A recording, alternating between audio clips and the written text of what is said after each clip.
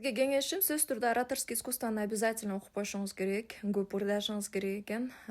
Эфирлерге чыгып, микрофон менен сүйлөп, өзүңүздү аябай көп презентовать этишиңиз керек экен. Бул биринчиден. Экинчиден, сизде кармический задачада скептик деген немеңиз бар экен.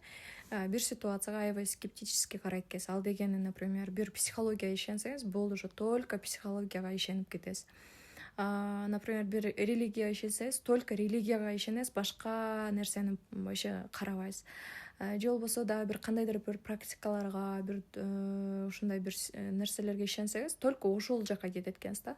Сизге айтып атат, баардык инструменттерди колдон деп атат. Психологический инструменттерди да, религиозный инструменттерди, религиядагы инструменттерди, каалоо тилектерди, короче, Кудайым эмне сага берип жатса ошонун баарын колдон дейт да. Бир эле направление болот, мен башка нерсени көрбөйм дебей деп атат. Анан кармический